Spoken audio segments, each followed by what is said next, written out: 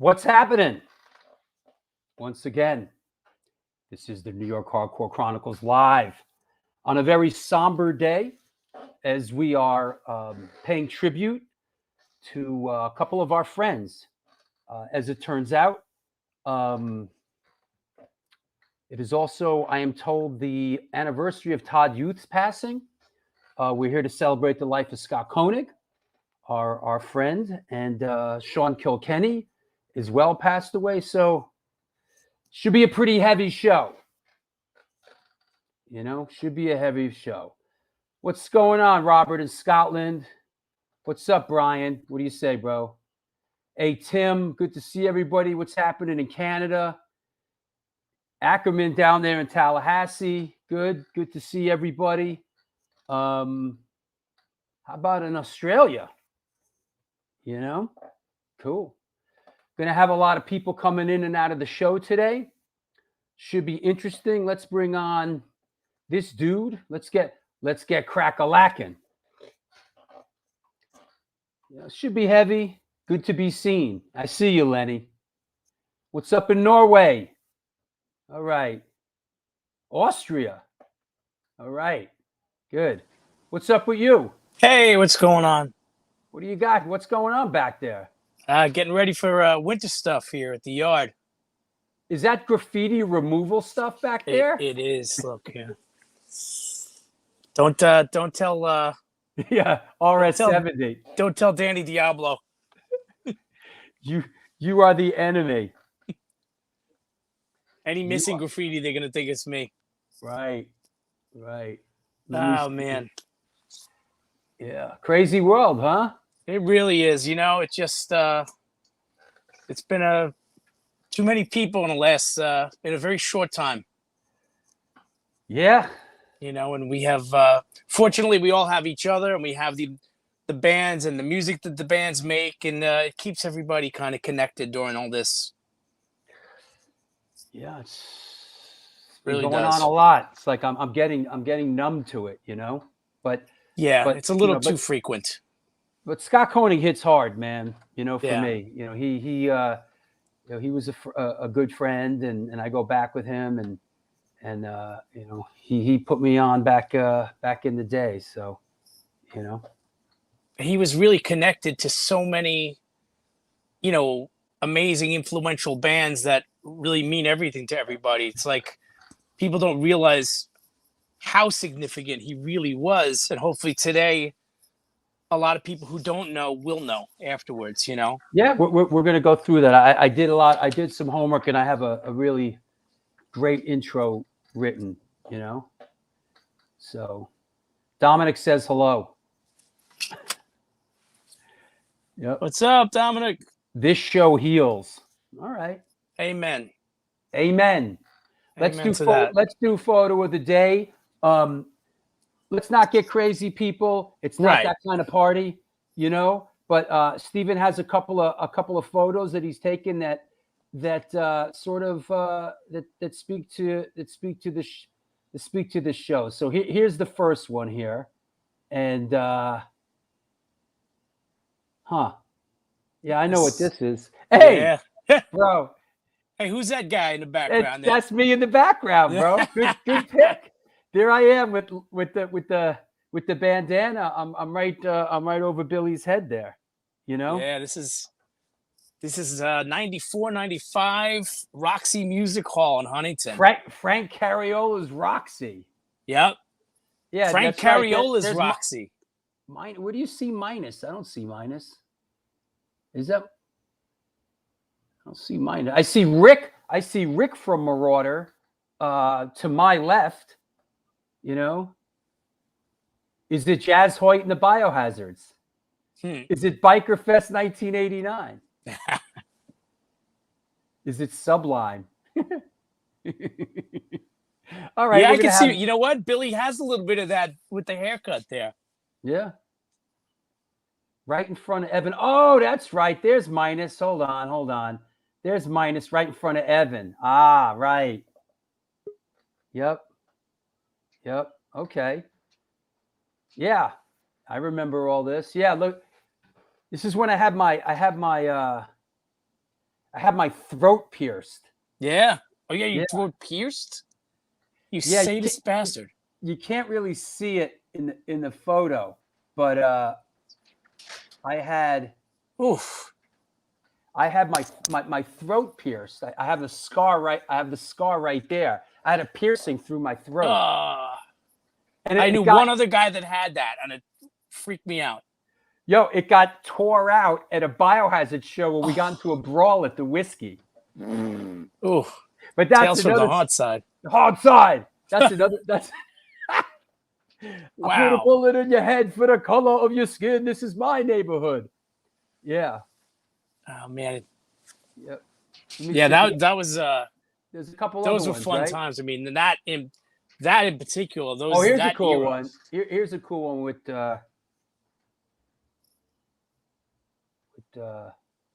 yeah. There you go. Whoa. Billy's in flight. Biohazard was crushing it back then. Yeah. There I am with a casual look in the back, right? Like You're leaning like, on a lamppost. yeah, I'm just like I'm lamping. I'm cold lamping. I'm just lamping. But look at the bod on that kid too, man. I need that body back, man. Shit. It was like 100 degrees there. You could tell everybody's sweating and shirtless and like, oh my god, those were great shows. Yeah. Let me see what else he sent me. He sent me a couple. Now these are, of course, the tie-in here is these are all bands that were connected with Scott. Yes. Here's another one. Boom. There you go. Ah, yeah, there we go. Yep. This is another long lost Long Island venue, the Downtown in Farmingdale. I never even heard of that one. And great shows there, man. Good line getter, Midnight Cowboy. I just saw that. This is the Downtown. This is early 2000s right here. Yeah. That happens to be hi, K Can. That is Madball, correct? Oh yeah. Another band that Scott was involved in, and one of our guests is going to talk about that today. Oh, speaking of guests, here's another Biohazard shot from Frank Cariola's Roxy. Frank Cariola. Where was it? In Bayshore? Huntington. Yep. Look, yeah. What are you doing there? You on the phone? Looks like I'm shaving or something. Like, you know? You decided right there the goatee had to leave. You know what? I got to tighten up my game. You know? Yep. There. So there's Bobby. Bobby's going to be on the show today. Let me see what else. Last one. Another band that Scott managed that you took pictures of, right? Yep. Yeah. This is Fear Factory, Roseland Ballroom. Who's that playing guitar with long hair? Who's that? Huh, that's interesting.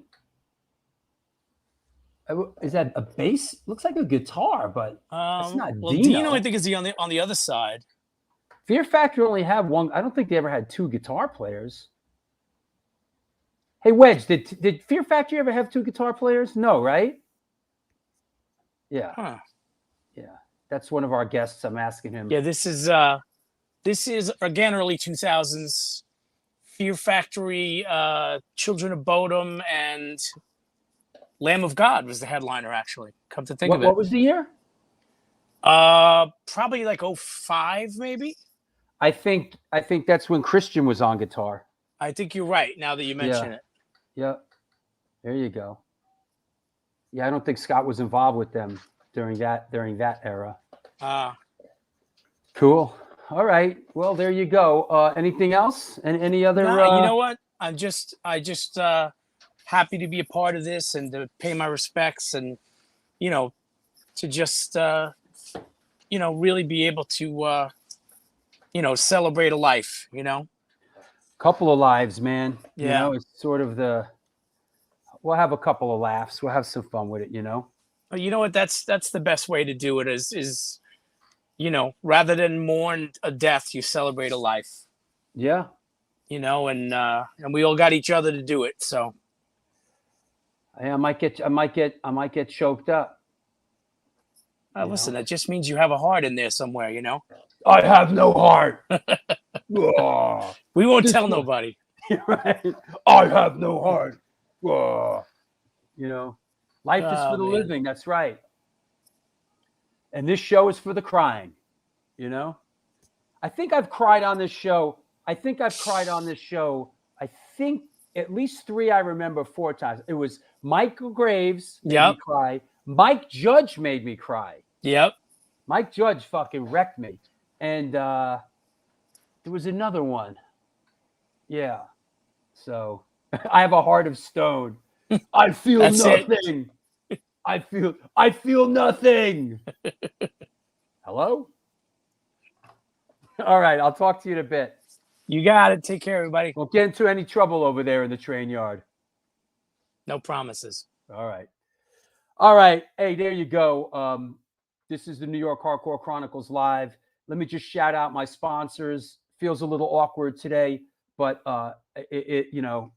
we should give them theirs too. They support this show big time. I'm talking about New York Hardcore Comics, The Organic Grill, the Texas Silver Rush, Chain Reaction Records and Skateboards, DTFM Vinyl Distro, Chacho's Tacos, and Generation Records.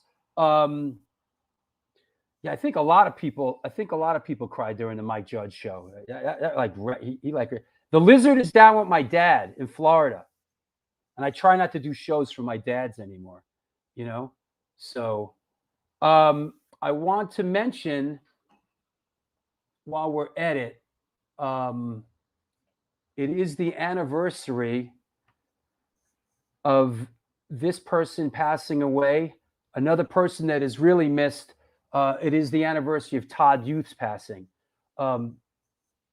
Very sad. Todd was an incredibly talented guy, man, and that one still stings, man. So rest in peace, Todd Youth. I think it's 3 years, man. Is this 3 years, Steven? I think it's 3 years. Todd Youth, man. So, we're going to be interesting that should be the anniversary today as we do this. Here's a shot of me and Todd on stage at the Bowery Electric, one of my favorite venues in New York. I think we're doing a Black Flag tribute thing. Yeah, it's 3 years, Gitter. Yep, 3 years. So, yeah, Rockaway, New Jersey, born, rest in peace, Todd. Is that right? He was born in Rockaway, New Jersey. I did not know that. Rest in peace, Todd Youth, Jack Flanagan, and Steve Poss. Absolutely. So there you go. Yo, Hoya Rock, what's up, man? All 357 gun salute to all our fallen OGs. Yeah. So let's move it on. Let's move it on down the road here. I'm going to try to hold it together. I'm going to start with let me start with this. I'm going to bring our first guest on. And I want to say also that Dino from Fear Factory is not going to make the show today. He is sick. He's very ill, and we hope that he gets better. So we're wishing Dino all the best. That said, I'm going to bring our first guest on, someone who's not been on the show before.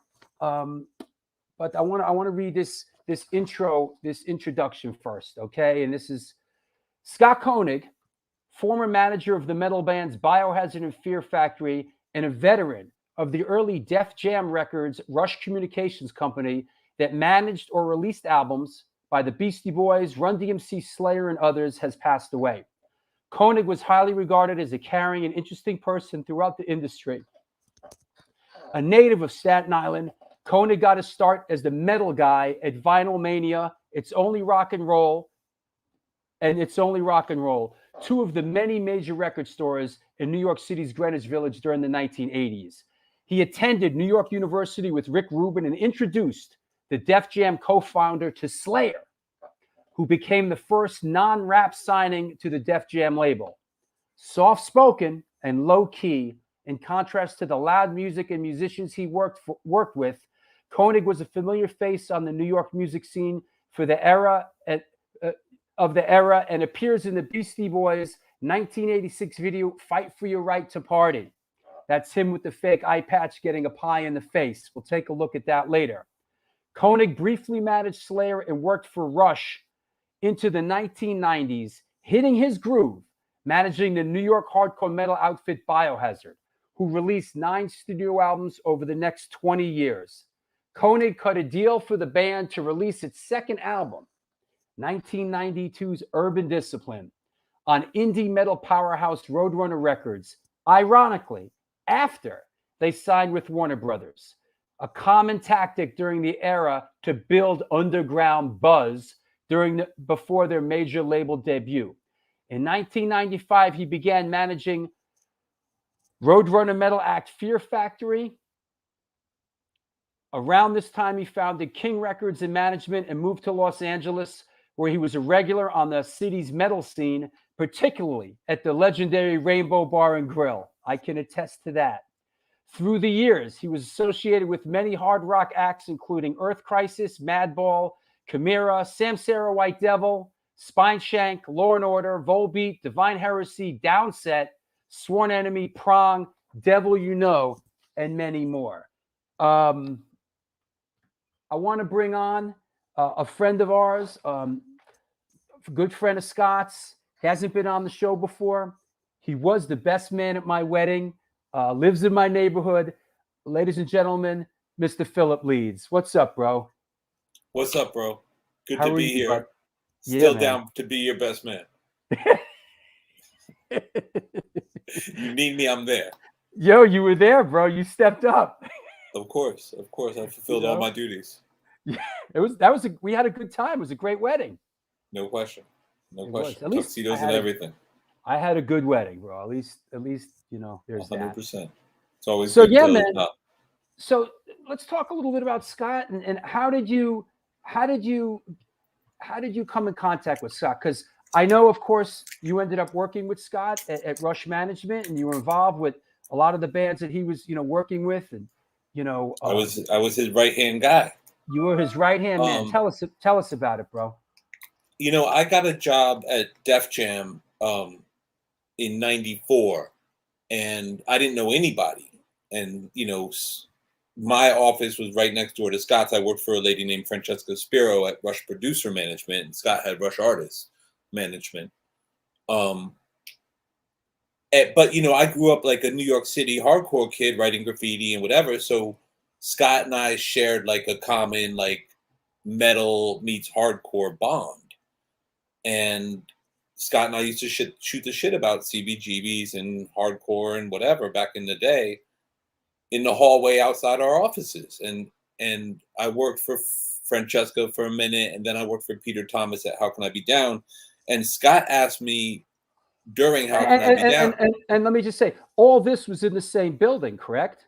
Def Jam, this is at Varick Street Def Jam, the second Def Jam offices, but Def Jam was like a center, a hub of all kind of wild stuff. It was the offices where it was like Def Jam was down the hall, and then there was this little block of offices, and it went Chris Lighty and Violator, which was like Busta Rhymes, Tribe Called Quest. Yo, love Chris Lighty. Cool J, yeah, Violator crew.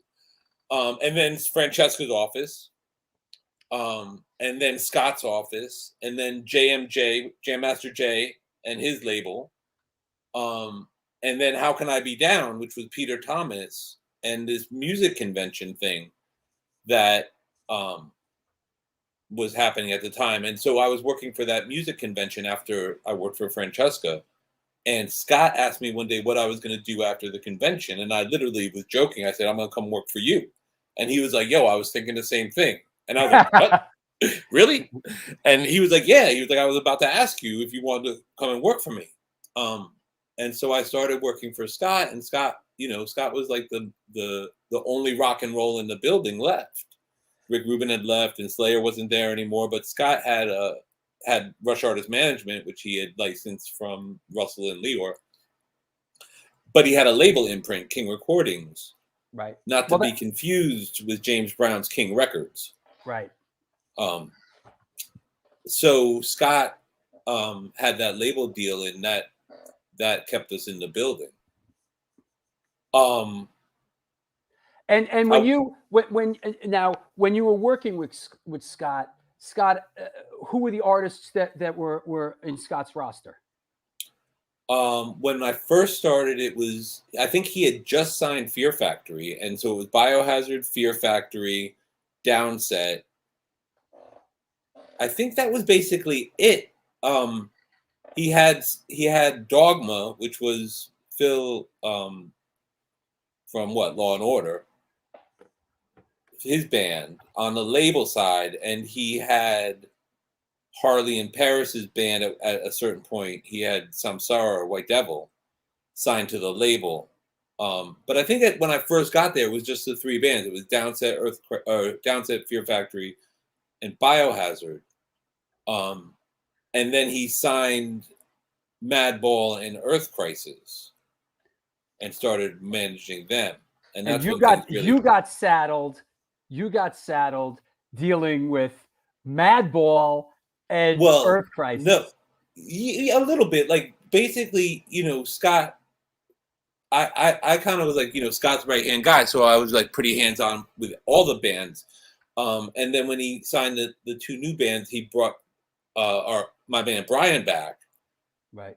Brian is how I got my original internship with Franny. Brian was actually in Def Jam before me, and then he got himself a job. But anyway, Brian did Fear Factory and Madball, and I did Earth Crisis. I got a picture. Hold on. I got a picture, and I think I've sent this to you, but this is one of mine. This is Scott Koenig on the left, right? Steve Arts, Brian, you, and Aris from Downset, right? Yeah. Now this is like probably in like the hotel lobby outside of the Wyndham Bellage. Bro, I actually remember where this was. This was outside some rehearsal room. Like there was a rehearsal room that there's like that place in Hollywood that everybody rehearses at. It's like a supermarket of rehearsal rooms, and like everybody's in there. And I think Downset was in there, and we we met up there, and that was in the parking lot. You got to go through the gate or something. Yeah, I remember. Yeah. Yep. Or it was like, is it the studio on La Brea, Warner Brothers or whatever? A&M? Yeah. I don't think so. I remember that turned into the Muppet Factory or whatever. Anyway. Yeah. Anyway, my responsibilities on paper were Downset, Earth Crisis, and Biohazard, and Brian had Fear Factory and Madball. Now, see, people say this was an epic trip. I don't have any recollection of this. Where was this? Looks like a bowling alley, bro, when we went bowling. Right? Dude, this is us bowling, bro. It's a bowling alley. Epic times. Why do I think for some reason... I almost feel like it's in New York. Like, I don't know, man. It could be. That is a bowling alley for sure. And Dominic's with us, so. Yeah, that's what makes me think it's in LA.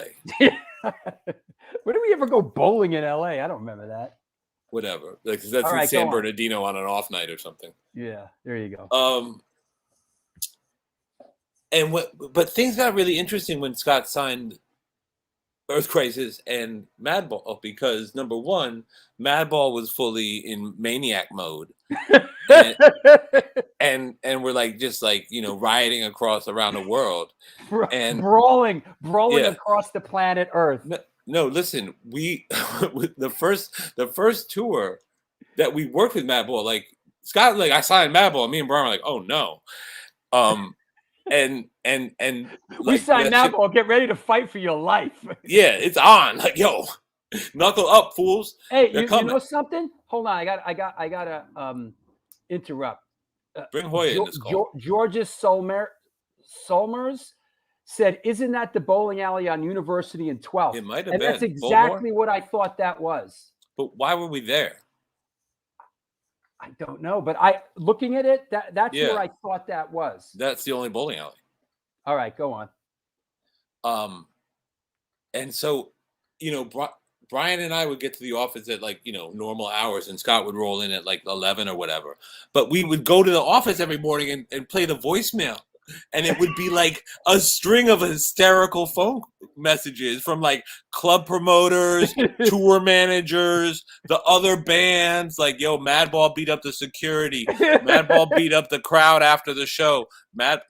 Every day. And like, we hadn't even really met Madball yet. And like, yo, the calls were just coming in like wild.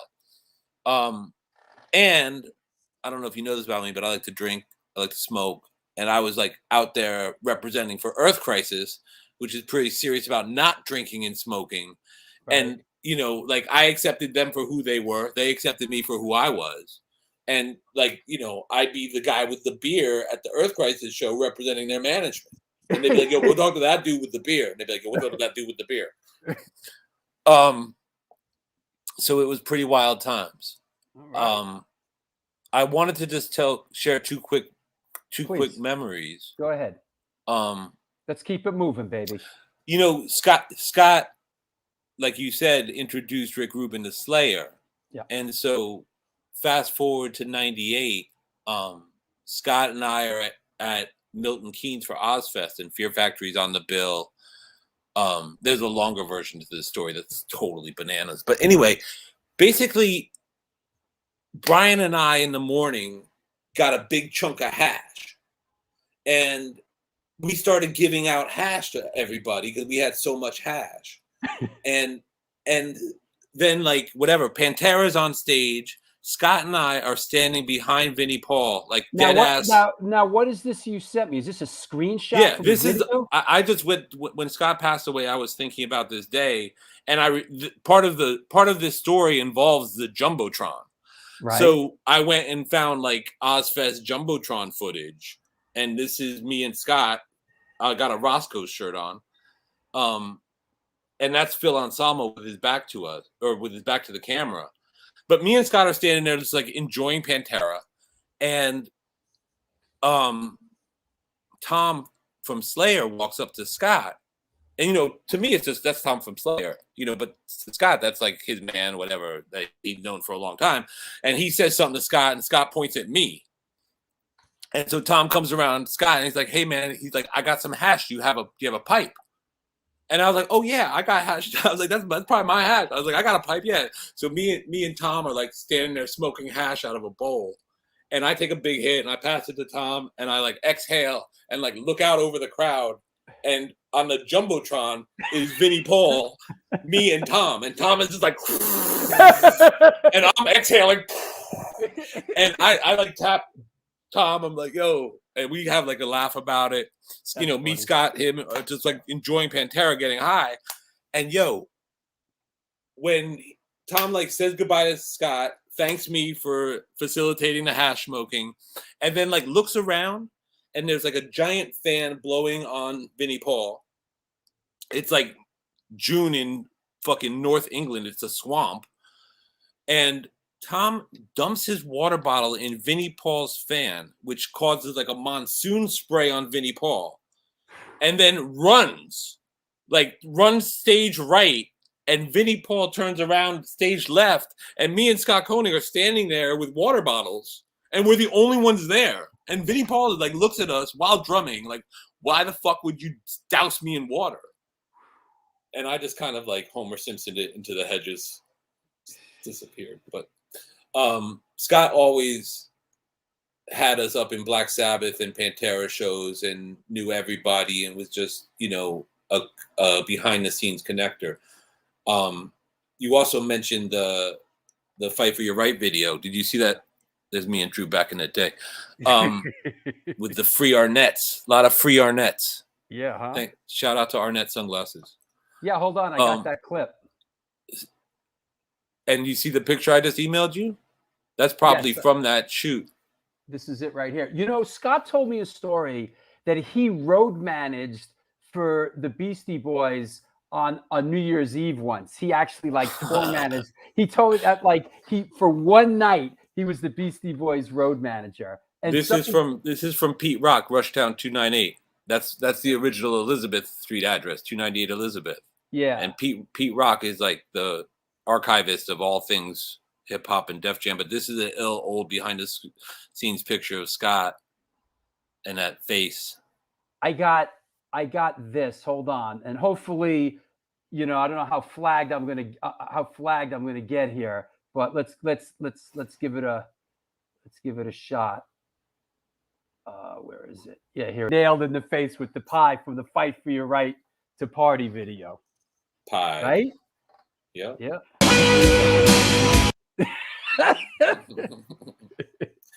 That was like his claim to fame. Yo, I get hit with a pie.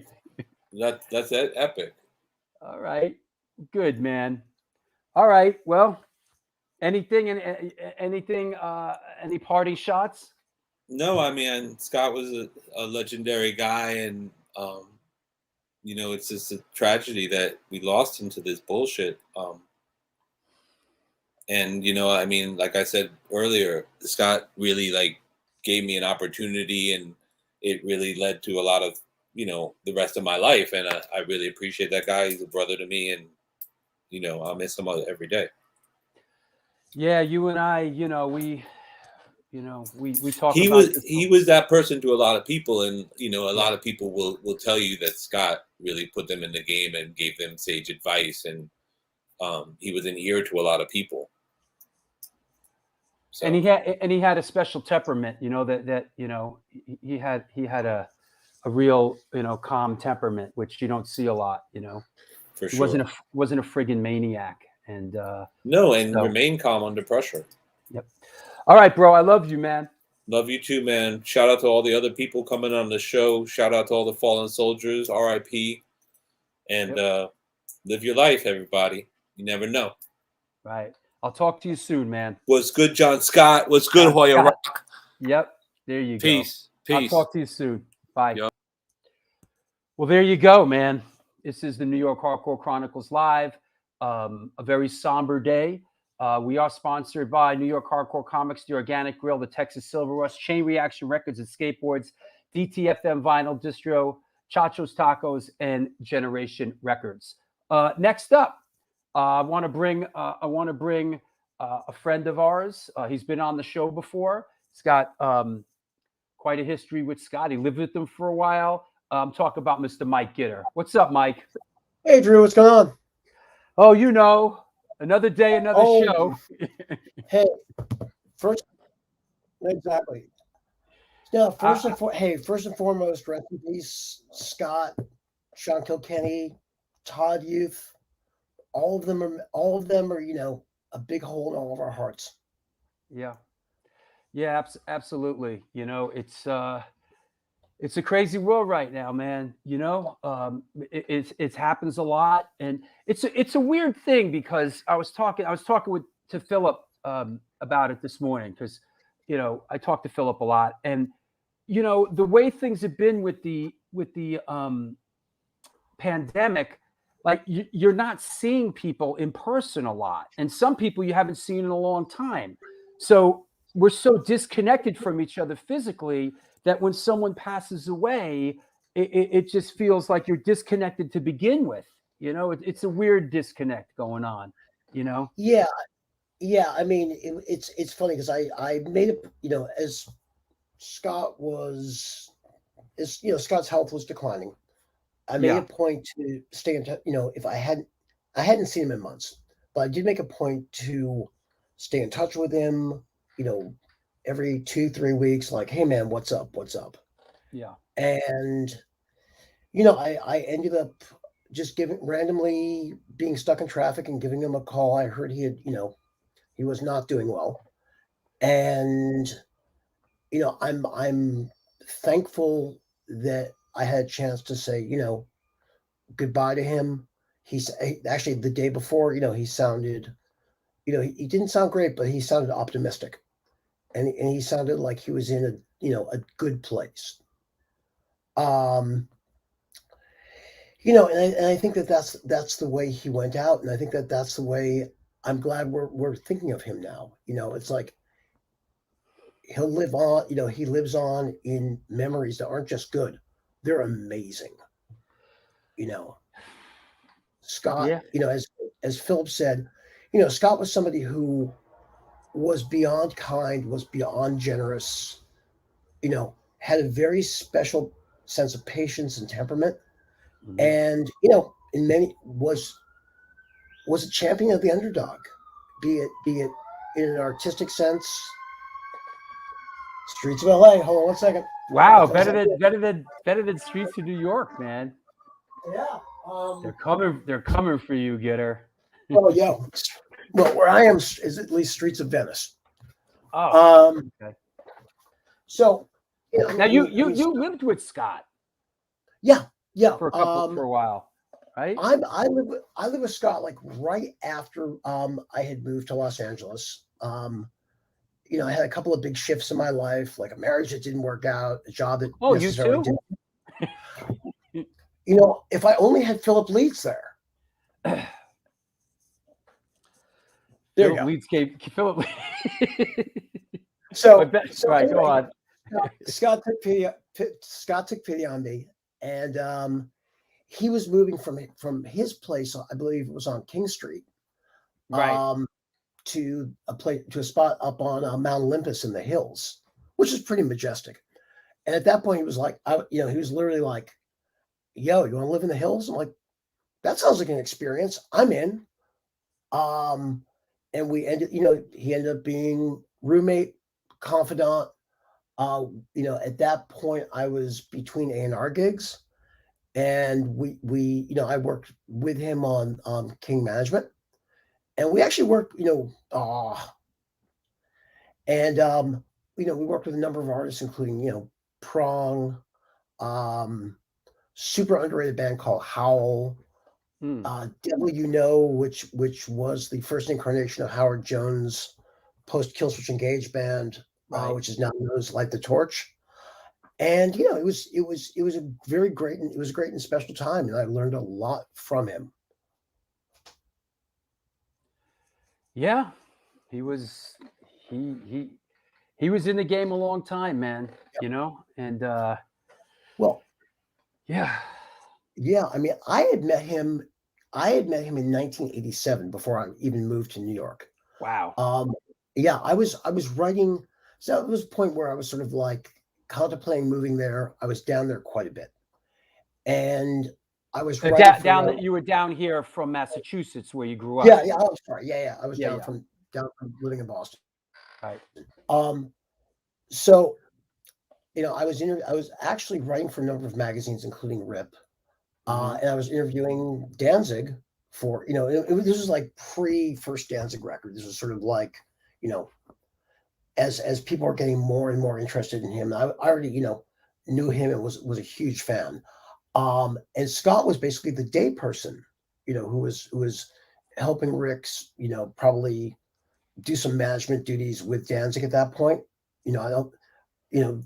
Def Jam didn't manage them, but like any record label, they were definitely involved in helping out. And, Scott helped shepherd, interviews back and forth. And I, went down to the original Def Jam office on Elizabeth Street, the interview, which is, like a legendary spot. It sure was, man.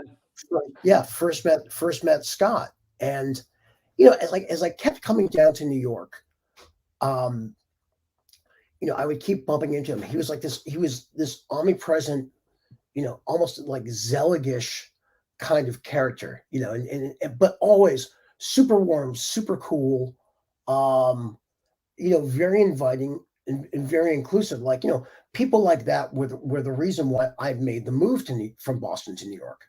Heavy Metal Scott. Oh, absolutely. I remember the Beastie Boys guys. Heavy Metal Scott. He was Heavy Metal Scott. Well, so one thing that hasn't been brought up is, in addition to him turning Ruben on to Slayer, let's not forget Trouble. Hold on, let me see. It was with this cassette, and probably some of their other records. Right. That he turned Rick on to Trouble, who made a couple of like absolutely landmark, amazing records. And it was things like that. Like, Scott was one of the legitimate behind the scene types who had his fingers and his hands in a lot of things, and his shadow, it's a pretty long shadow he cast. So I ended up moving to New York in 1989, and around that point, I was still writing for a number of magazines, and I owe basically Scott for hooking me up with the woman who became my first ex-wife. We were actually on a junket, a press junket, which is when labels would fly writers down to whatever studio or whatever gig to interview a band. So it was when he was working with Law and Order. Yeah. He ended up seeing, making sure I was sitting on the plane next to the person in question, and one thing led to another, and if only Philip Leeds was there, and he introduced me to a gal that I was engaged to too. That ended up crashing and burning in great Hollywood style. Fantastic. See, I got married, and yeah. So we learned. Yeah, man. I assume this is Carlos says, you better hurry this interview up. Gitter probably has to get ready to go to 4 different shows later. Of course. Actually, I got a quiet night tonight. Do you? Is it Bad Religion? Is it Bad Religion playing out there tonight? Later in the month. Later in the month. I'm sorry. Later in the month. I know those. I know those are your guys. Yep. So speaking of shows, I have a very funny story. So when Biohazard first came out, I didn't get it, right. It was early for them. I mean, now I listen to that first Maze record, and I realize like it's an absolutely influential, genius record, like that. Went straight over my head. So I had written probably a kind of a crappy review of them in I think it was in Kerrang, and but I would still go see them, and was starting to realize okay, they're pretty good. They're really fucking good. So I'm at the Ritz, and it was like I know where this story's heading, bro. It's an amazing story. Story. Yeah, go on.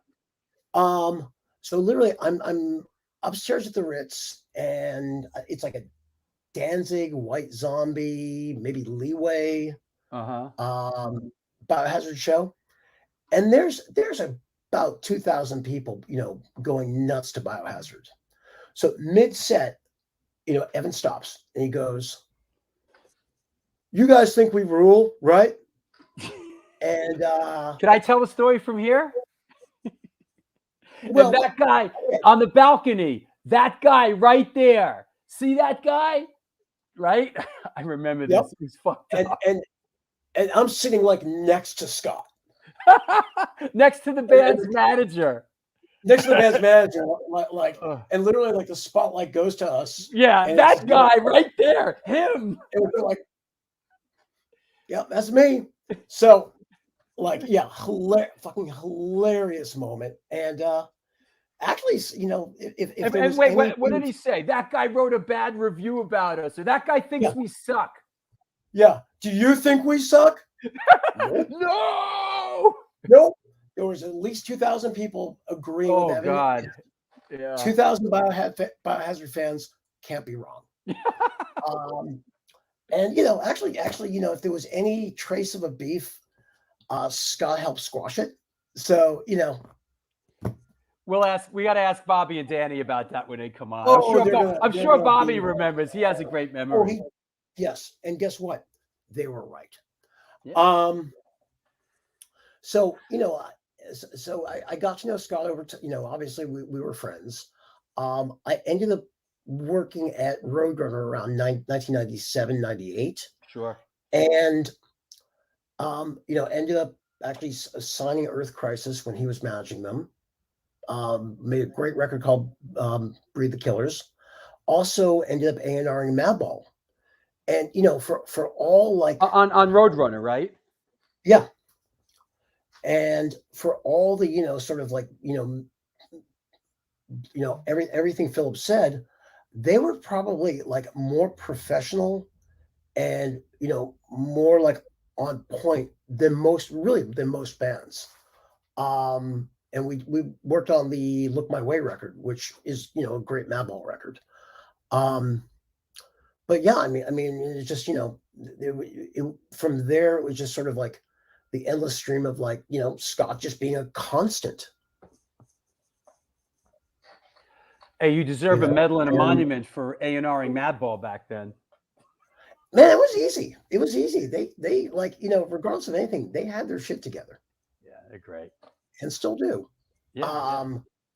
And then like I said, Scott moved to LA. I eventually would move to LA, and we became roommates, business partners. And it's it sucks the guy's gone. Yeah. But at the same time, he's if Scott's anywhere, he's in a great place. Yeah, his health waned. His health waned in the past couple years. I hate to say this, but I talked to him. Probably it was 48 hours before he passed, and he said to me, "I'm dying," and you hear that. I've heard that a lot from Scott's health has been deteriorating. You hear that from people, and 48 hours later he passed away. But the last thing Scott Koenig ever said to me was, "I'm dying." Mm-hmm. It's very sad, but to his credit though, throughout even up to before that, he was still actively in the game. Like he was still actively working with Fear Factory. He was like nothing, nothing stopped him. Yep. So, hey, let's bring on our friend, tour manager and sound man and real close confidant of Scott's, really his best friend, Mr. John Wedge Brannon. Hey, buddy. Howdy. Hey, Wedge. Boy, Scott had a great friend in you, Wedge. He really did, man. He loved you, bro. Yeah, and I loved him just, equally, after all these years and decades, actually, Yep. Yeah. How did Scott come into your orbit? How did you guys meet? Honestly, I was trying to think about that in the last, bunch of days here in the last week. Honestly, I think I first met him in the early 90s. He was obviously in New York and I was up in San Jose, California. And there was a band from my neck of the woods called Sleep. And a lot of people don't mention that, he worked with those guys way back in, I don't know, 91, 92-ish. Yeah. I have some footage of that. I shot them at the Club Lingerie we went when they played there. Yeah.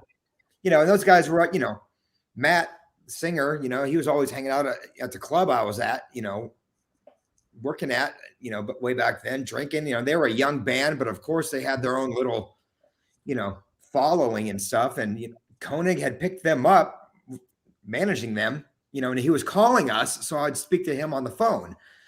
And I think that was probably the earliest when I first met him, and we just, we bonded over a phone calls, just about a local band in my, backyard. So, then it obviously, he informed me about this, other bands that he'd worked with and bands were coming into, oh, by the way, I've got another band coming into town. Hey, there's me. That's backstage at the Whiskey. Yep. Oh yeah. Upstairs. Yep. Upstairs in the Whiskey. But I mean, you were intricately involved in Fear Factory, who really was a band that was near and dear to Scott's heart, and he really, Scott loved Dino and worked with him for many years. And when I think of Fear Factory, of course I think of you, and I think of Scott and the love you guys had for that band. Yeah, I mean, it's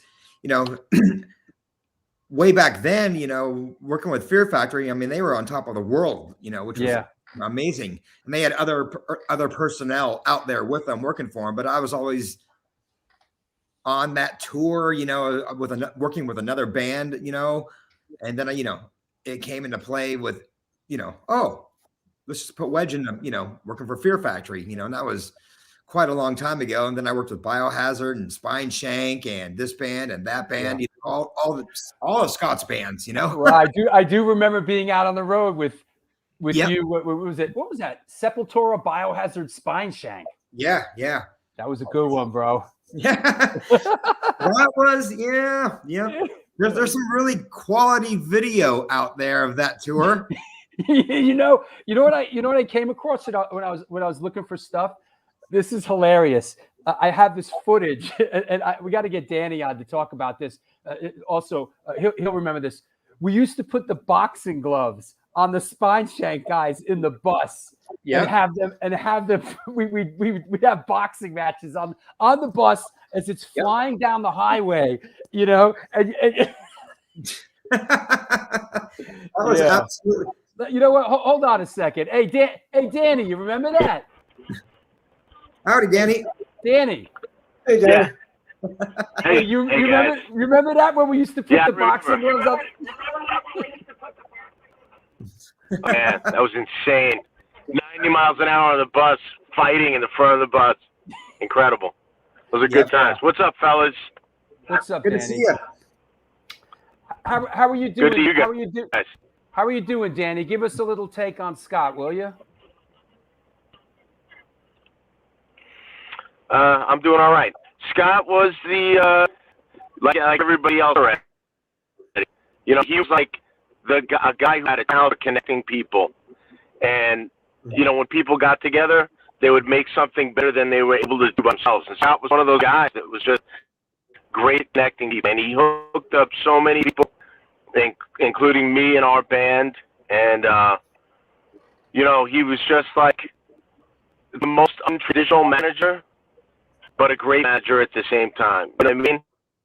Like, Scott was such a kind, gentle guy, and that was his way of getting things done. He wasn't like real hard. Like, you get the image of these rock and roll managers like Peter Grant, Led Zeppelin, like just killing people, to get his way. Scott wasn't that kind of guy. Scott was just like a kind, gentle, great guy who everybody loved. It's funny because I was talking to Mike Pucciarelli, and like, I keep thinking of Scott, like when you'd call him, he'd be like, hey, man, always at the, hey, man, it's Scott Koenig, that always so positive and everything. So it was just like a positive, happy, well-loved guy, He was awesome. And he was great with a band, for sure. We needed his calming influence when he got involved. You know what I'm saying? Yeah. Let me see if let's give Bobby a shot because I know let me see how it works. Hey, Bobby. Yeah, getting Bobby on might be difficult because his internet is pretty bad. But hey, Danny, could you tell us about sort of that Biohazard sort of moment when you guys? I've heard this story many times about you guys were going to sign with one label, and Scott ran you across the street, and you signed with the other label, and sort of the Roadrunner thing, which turned out to be like a really great, almost a stroke of genius to do the Urban Discipline on Roadrunner. Can you just give us that story again about how Scott kind of quarterbacked that whole scenario? Well, the whole you're talking about when we signed with Warner Brothers and to Roadrunner at the same time and put out Urban Discipline. So Correct. Nobody wanted us to do that deal because it didn't really make sense for anybody except for us. And Scott knew how important it was to us in the band to like, we didn't want to step out with that record, Urban Discipline, on a major label. Like, we just felt it wasn't that we weren't ready. We just really wanted to work with Roadrunner because they were in New York. We knew everybody there, and they were like the underground kind of crossover kind of label. And we just really strongly about putting that record out on that label. And Scott was like, he totally just he just believed in what we thought, and he thought it was a great idea, and he was able to put that together. I don't know how he did it, but we did. As far as like running across the street talking to record companies, that was like a Scott Koenig thing, man. Like he would have us talking to somebody, you know, uptown and be like, "Yo, guys, we got to go have lunch downtown." Next thing you know, we're sitting at a desk with another label talking. I mean, back then, you know, New York was ripe with A&R people signing bands and looking for the next whatever. And you know, Scott kind of brought us into that a little bit because we didn't know anything. We was a fucking bunch of retards from Brooklyn. We didn't know anything. But you know, Scott put us on, and he fucking you know, legitimized the phenomenon of Biohazard back then, helped us bring to life, and you know, all respect to Scott. It was all him, you know. Yeah, and also I think that you know, one thing is that Scott was a big lover of hip hop too, and he worked, you know, in Def Jam and Rush Management in that same building, and Scott was, you know, absolutely key in bringing, you know, Onyx to the party, and that whole Biohazard Onyx thing was, you know, Scott was instrumental in making that happen, right? Yeah, absolutely. I mean, we would go to Elizabeth Street just to go hang out with Scott because, I mean, that was just an amazing spot, that original Def Jam building, you know, down there around the corner from CBGB's. That was just a great spot. And, you know, any given day we'd be there, we'd meet up with Scott, you know, in his little rock office at the front, by the front door. Upstairs, Leo and Russell could be having a meeting with Onyx or Public Enemy or, you know, Big Daddy Kane or anybody, like, you know, LL Cool J. We saw everybody there back then. And it was just an amazing time, an amazing vibe. And Scott was like, you know, he's heavy metal Scott, the one metal guy in the Def Jam orbit, you know. Yeah, it was crazy, that Elizabeth Street office. Crazy times. You know, you know, I want some crazy shit in that office, man. Dude, absolutely, man. We could go on. Hey, I have a photo here, and Danny, and I want to shout out, you know, this is Tiny, who passed away years ago, with you and Sean Kilkenny from Dog Eat Dog, who recently passed away as well. And, you know, Wolverhampton, I was with you guys on this tour. This was the Biohazard Dog Eat Dog Downset tour, if I remember correctly. Yep, and that's that. I guess we lost him, but yeah. So rest in peace, Sean Kilkenny. Hey, I got a video clip I want to play. Hold on, he's back. Hold on. If you freeze up, yeah, that was a great tour. Hey, Danny, did you see that picture? Did you see that picture? Huh? I had a picture of you, Tiny, and Sean Kilkenny on that Biohazard Dog Eat Dog Downset tour. Yeah, miss those guys, man. Yep. Yeah. Hey, I'm gonna play this video. This is as I was doing my homework for the show, and hey, Bobby, you with us? Hey, Bobby. Yeah, Bobby's gonna be. It's gonna be tough. Bobby doesn't have internet, so he seems to be freezing up. But that said, I want to play this video clip that is gonna. It's good for a couple laughs. When I was doing my homework for the show, I was looking in the archive, and I found a couple of clips. They've never been seen before. Just sort of in my own personal archive, but one of them is Scott and Dominic going at it. It's hilarious.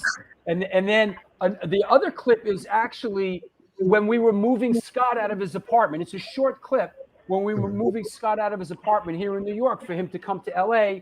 You see Scott in it. You see Steve Arts. You see my girlfriend at the time, Kirita Baruth, who's a film director now. But let's take a look at this. Hold on. Let me see what's going on here. Let's try. Go ahead. Do it again. Woo! Yeah. You don't fuck with me because I'll drop kick your motherfucking fat fucking head. I'll fucking pick up all the other fucking things that you've been throwing around. You better relax up there, fucking Cochise. I'm going up the fucking balcony. Cochise, you're fucking. Fucking Learn how to speak English. Listen, That's you why reach out. You know what I love about this clip? This is why I love this clip. Is because you hear Scott's laugh. You know, you get Scott's laugh in here. Which, hold on, you just head. I'll fucking pick up all the. Scott's laugh, man. He had a great laugh. That guy, you know, he had a great fucking things that you've been throwing around. You better relax up there, fucking Cochise. I'm going up the fucking balcony. Cochise, you're fucking. Learn how to speak English. Listen, That's you why reach you out to the gotta fucking MC, 70s. DJ. Listen, go back to Woodstock, you fucking hippie sissy fuck. All right? And don't put shit in my book. All right? I didn't do it to your fucking show. Don't ruin my fucking book. It's $8 book. Yeah, it's a fucking month's Write notes to yourself. It's a Sleep fucking all day month. Monday. That's a month's salary for you fucking losers. Sleep all day Monday. This is so funny because this motherfucker's such a loser. I can't even fucking start. What's up, Scott Koenig's apartment? This is how he's living. Put the tape in there? Yeah, I put a blind tape in here. Put the shit. What's up? Woo! That's when we were moving him out of his apartment to come out there to LA, Wedge. Jesus. Yeah. Yep. That's the same time I moved. Oh, here. Yep. That footage of Dominic and Jimmy Schulman fighting, that was in the Oakwood Apartments in Hollywood. Yeah, right up the road. Yeah. And I was living with Scott in there, you know. God. So yes, Vincent, he was from It's Only Rock and Roll. Scott worked at It's Only Rock and Roll, right? Mhm. Yep. And yes, that's Dominic who was man on the street in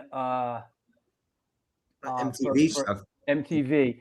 Yeah. And Wedge, I like this shot here. Boom. Oh God. Yep. We You were know- shopping at the Grove. This is Oh wow. Yeah. So yeah, Kim remembers. Kim dated Scott back in the day. Yeah. She manages Pantera now. Yeah, that apartment that he had in the archive building was really nice. That's a nice building, the archive. What was that? I think it was Greenwich Street, right? that place was nuts. That Yeah. or the place out here, the Oakwood or whatever it is, you know. Yeah. Well, we were living in the Oakwood apartments. Biohazard was doing State of the World address at A&M, and the earthquake hit. And Right, I yep. was in that apartment with Scott when the earthquake hit. And like we both ran out of our rooms, and it was like the whole wall unit fell down, and me and Scott survived the Northridge earthquake together, you know? Every time there was an earthquake in the last decade or two, Scott would call me, you know, petrified. Yeah. He hated earthquakes beyond reality, you know. It'd be a tiny. Did you feel that, motherfucker? I'm like, yeah. And John Scott, you remember? Yeah, it was 666 Greenwich Street. Yep. Hey, I want to shout out Dan Nastasi from Kings Never Die and Dog Eat Dog. He was very close with Sean Kilkenny. We love you, Dan, and we'll see you. We'll see you down at the Bowery Electric when you guys are playing there. Nice tribute to Sean. Hey, Wedge, tell us about Scott and Dino, man. These guys were really, really great friends, man. Scott loved Dino, man. They both loved each other beyond reality, which was wonderful. You know, you're managing a band, but then again, you have the friendship. You know, all of us, you know, it was, you know, a working little unit, which, you know, was fabulous over the years. You know, and Gitter can attest to that, obviously, being there a lot. Yep.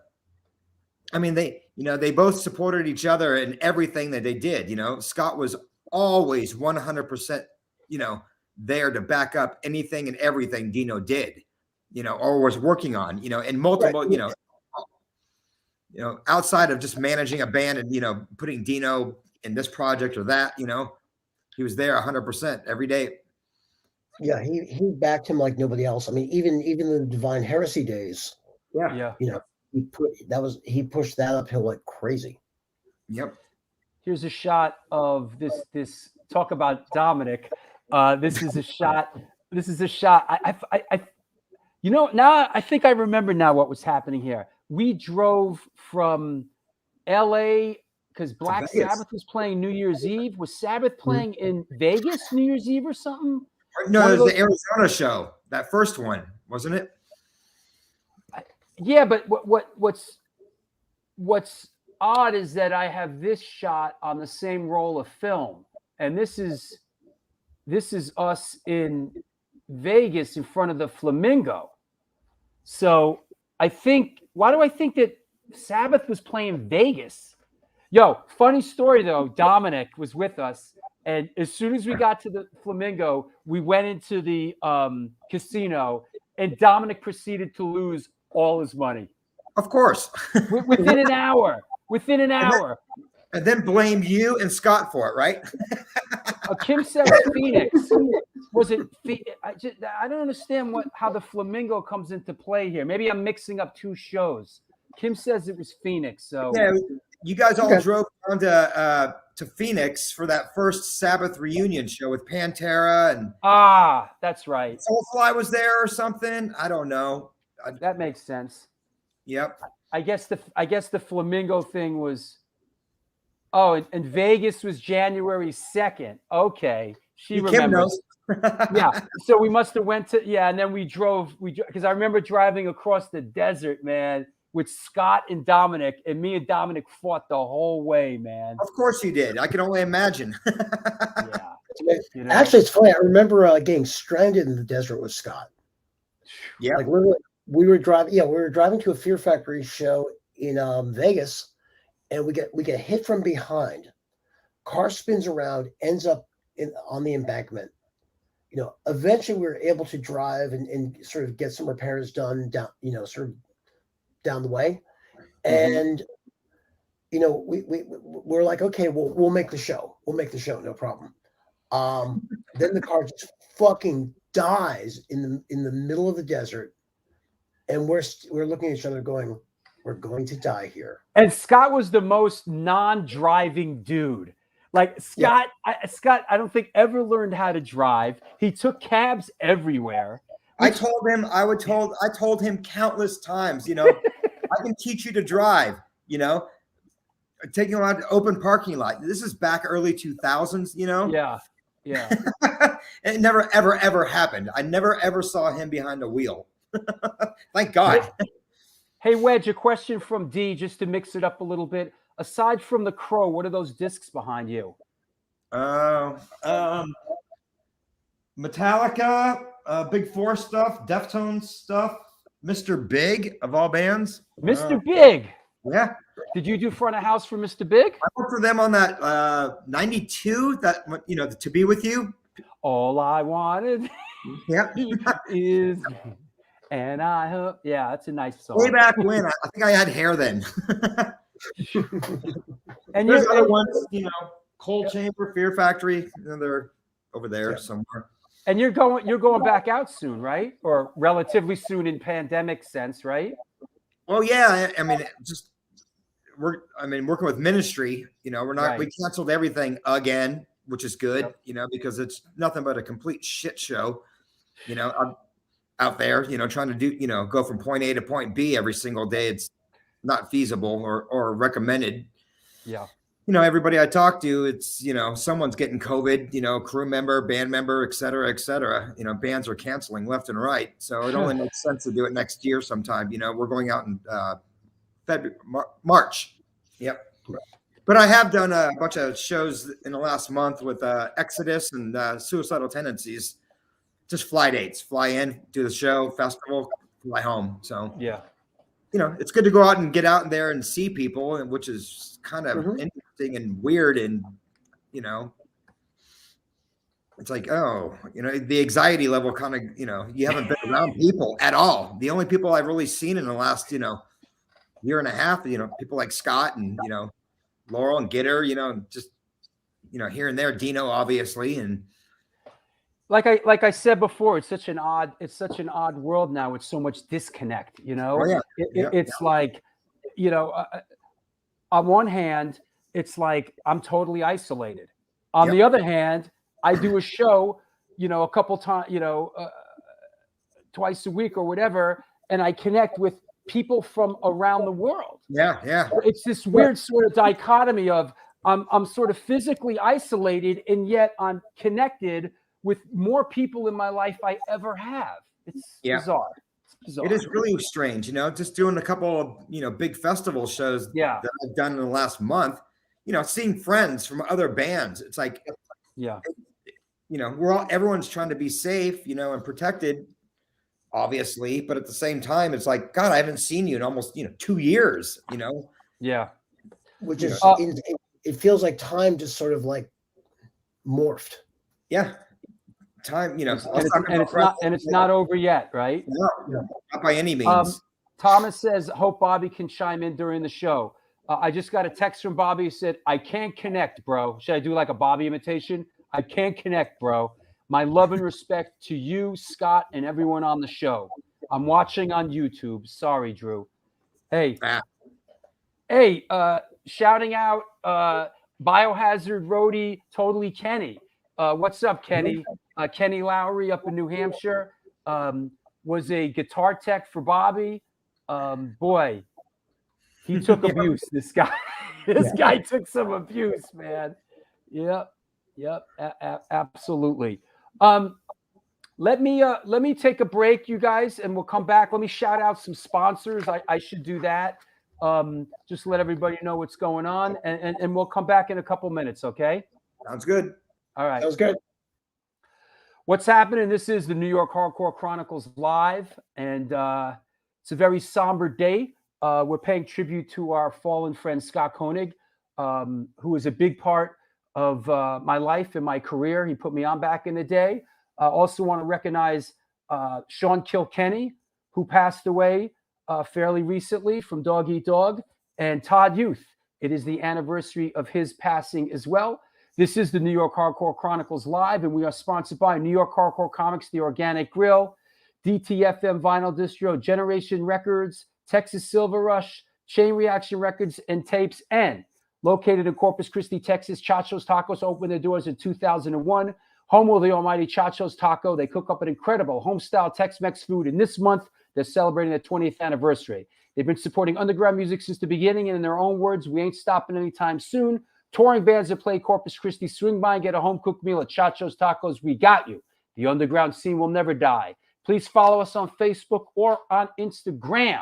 How about the Texas Silver Rush? It's a jewelry design, film, and boutique store located in the birthplace of the Texas country music scene in Fredericksburg, Texas.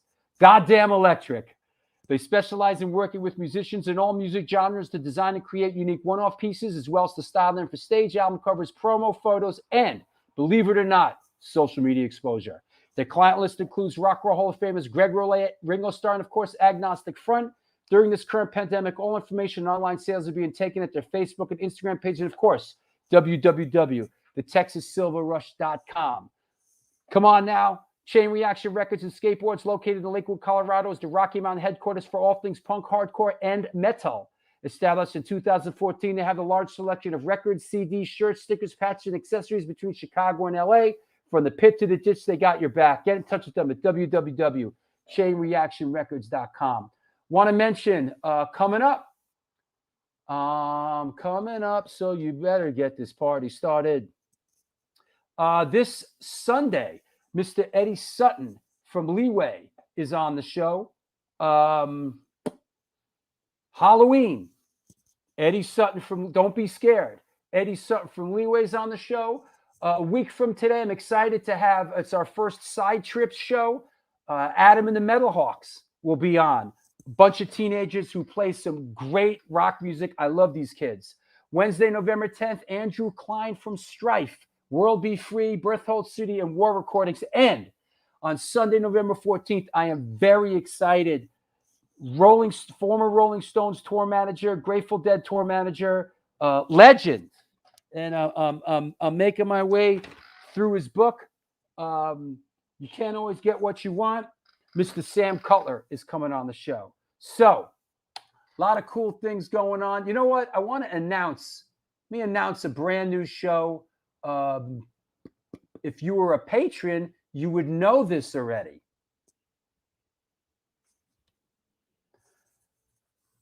Sunday, November 21st.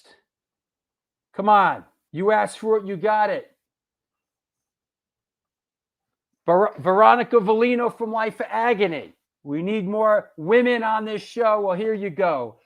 Veronica's coming on, the drummer for Life of Agony. She's in DMC and the Hellraisers. Let's bring some more gals on this show. Sick of talking to dudes. Sick of hardcore dudes. Just kidding. So that said, Veronica's coming on. Should be cool. What's good with the book? My book is at the printer. It's going to be here in a couple days, and then it's shipping out, man. So buy the book, The New York Hardcore Chronicles, Volume 1, 1980 through 1989, and it can be purchased at www.stonefilmsnyc.com. The books are getting picked up in the next, they're going to be here soon. Buy the book, you bum. Ha ha ha. That's not all, bro. I'm 40. I still feel young as fuck. All right. Yeah, Larry, thanks. A lot of good shows coming up. Yeah, welcome to the New York Hardcore Chronicles Live Sausage Party. Actually, that's not true. We have a lot of gals on the show. This is my favorite podcast. Is it a podcast? I tend to think it's a live video streaming show. Not sure if this is a podcast. So there you go.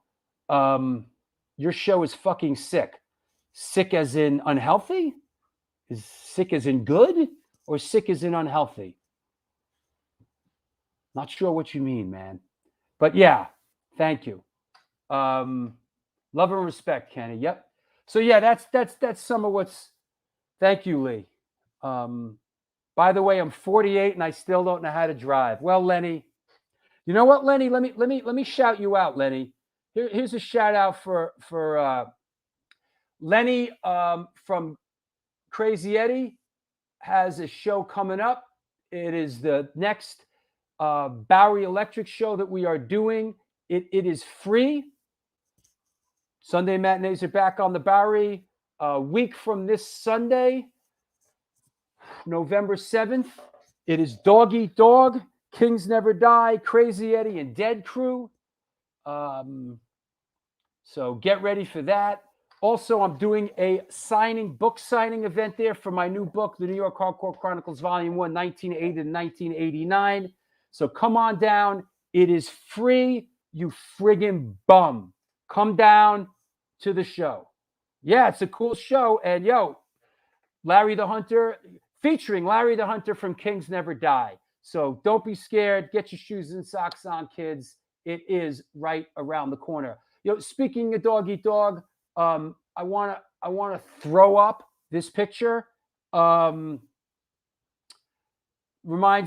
a shot of this is on the Biohazard Dog Eat Dog downset tour.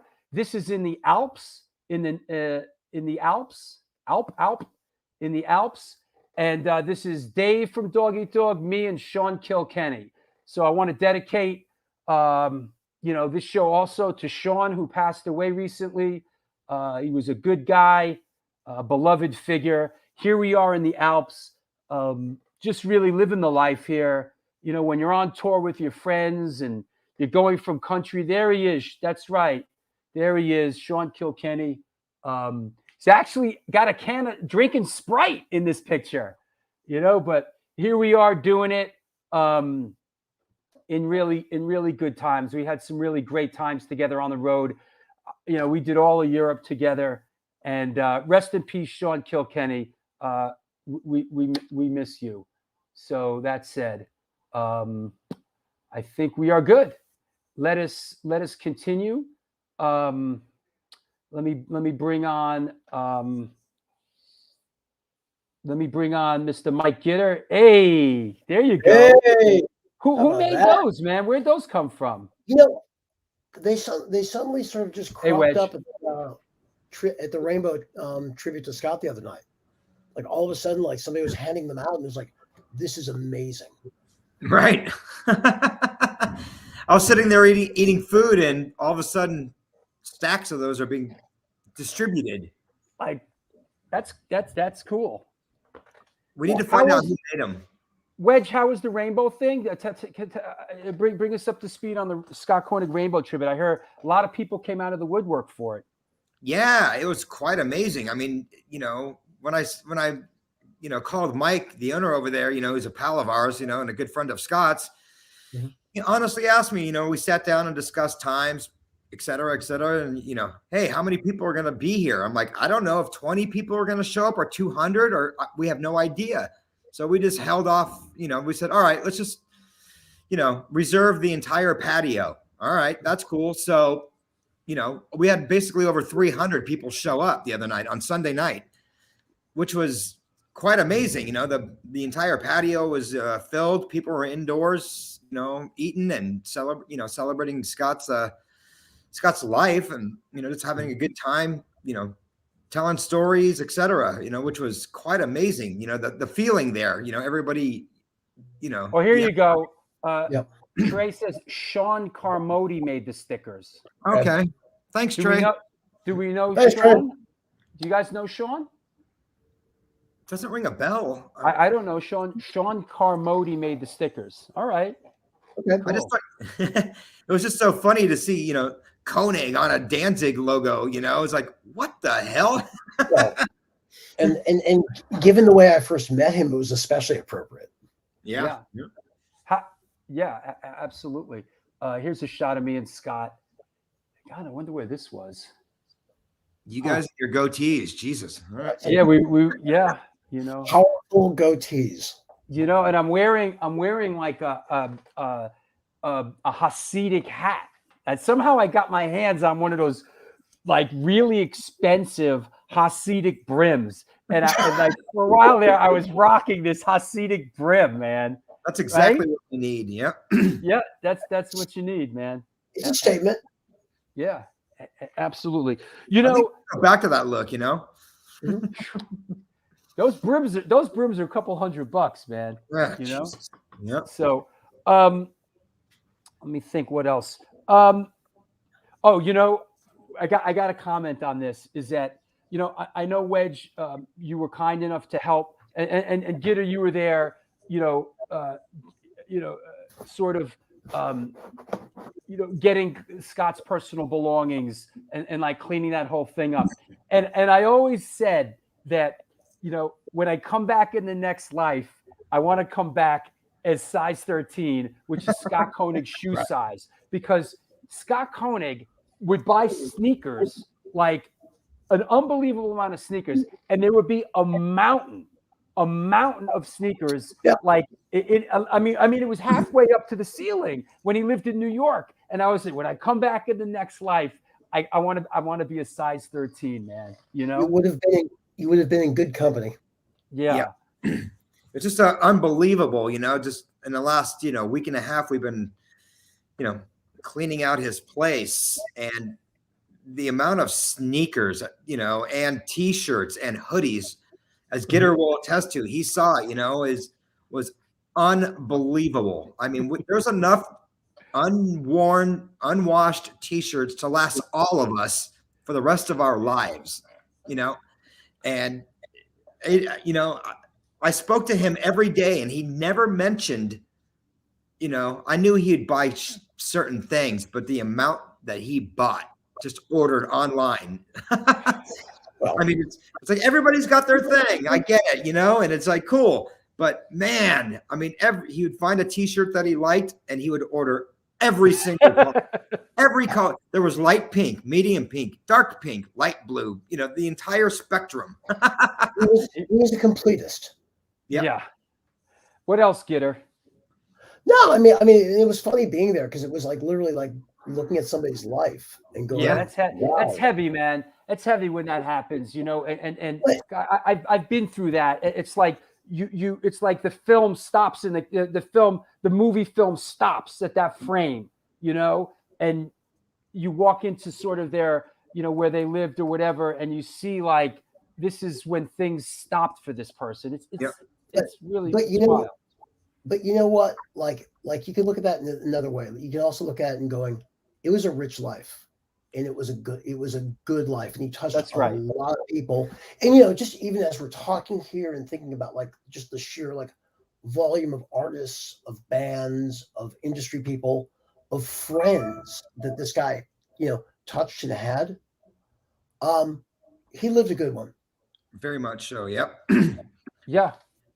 Yeah. Sitting there over all the years of us going to the Rainbow and hanging out and, eating every single night, for more than a decade. If I was not on tour, I was with Scott at the Rainbow. And I can't tell you how many bands and how many people, musicians, walked up to our table and would ask Scott a question, and he wouldn't know them, from Adam. Mm-hmm. And they would ask him a basic question about anything to do with their career, and he would sit there and discuss it for the rest of the evening. Yep. He wasn't managing them, he didn't even know them, but he would give his 2 cents. And these musicians, and a lot have reached out. Oh, Scott helped me in 2005. And it's like, huh? What band? You would, just a local band, starting out on the scene, and he would certainly guide them or give them a perspective of what to do, which was amazing. Most people don't do that, and there was always room at the table. Yep. And it's like when you throw a rock in the water, there's that ripple. And in Scott's case, there's an undeniable ripple. From he put Biohazard on, he put Biohazard on the map. He put Fear Factory on the map. Yep. He put me on the map. I wouldn't be here right now if it wasn't for Scott Koenig. Scott Koenig did so much for my career, and just he put me on, man, and he looked out early on. So I'm forever in his debt. And you want to talk about synchronicity? It really interesting that. So I have my notes here, right? And my next note, I was going to talk about Scott's love for Led Zeppelin, right? And Scott had this incredible Led Zeppelin collection, right? Of like CDs. I think he had like this perverse, like a couple 100 Led Zeppelin CDs, right? And I'm looking at my notes, and it says Led Zeppelin CD collection, / Charlie Benante, because Charlie Benante, I believe Scott sold them to Charlie when he moved to California, right? At the same moment that I'm reading that, I see I got an email, and I clicked over, and Charlie Benante just sent me an email out of the blue, totally unrelated to everything, you know. And I thought that is synchronicity, man. That's pretty random. But yeah, I remember Scott loved Led Zeppelin, and I'm a Led Zeppelin guy too, it's funny, it's my very first rock concert ever in my life was seeing Zeppelin. My very first show. Yeah.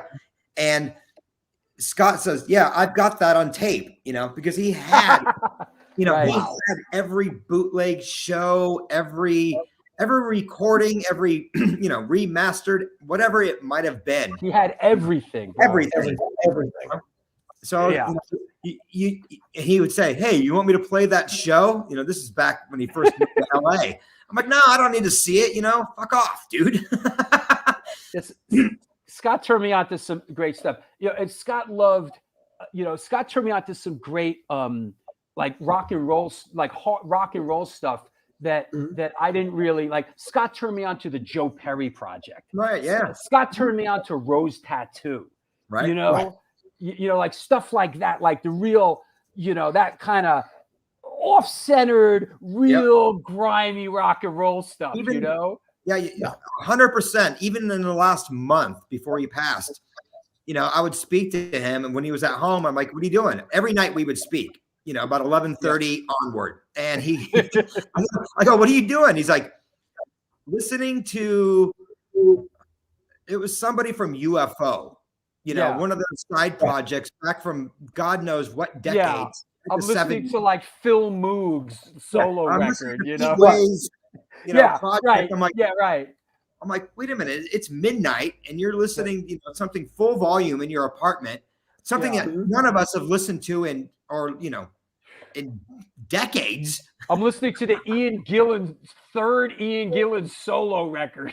Right. Yeah. Just so random, And- you know. And, It's and really for, funny. You know, and for I all the have- years, sorry, Ed. Go ahead. I said for I all the years. Go Okay. ahead, Gitter. Go ahead. All right. So I said for all the years, and and he was getting rid of stuff as the years went by. Yeah. There was still an enormous trove of like Zeppelin bootlegs. Yep. Every Entombed release he had, Yeah. like he loved them. His Pistols collection was like immeasurable. On point. Like, yeah. So he was still. I mean, the great thing about him is, I mean, he was still, or one of the many great things about him, is he was still the guy at the record store. All these years later, to the very end. Yep. He That had is the- 100% true. I remember when Apple Music a couple of years ago, when you could subscribe and pay $10 a month and then download whatever you wanted to download. Oh my God. I have his computer system. Scott's computer system is right here in my house. I've been trying to angle it. Yeah. And I've been going through it, for the last few days, just, separating, his band business stuff, etc. But his iTunes library is out of control. I'm like Terabyte upon terabyte. Right. Yeah. It is unbelievable. I mean, it is just every rock and roll band from 1969 onwards, and he has every record from every band. I'm like, wow, you spent so much time just downloading. I mean, everybody's complete catalogs, I mean, you know what? I'd be hard pressed not to mention this. One thing that I did with Scott for many, many years when he was in New York is we would go to Umberto's in Little Italy, and Scott was like a super late night dude. Like I'd meet Scott at Umberto's at 11, 12, 1 in the morning. And here's a shot. And I think Scott, you can't see Scott in this picture, but this is like a typical night at Umberto's.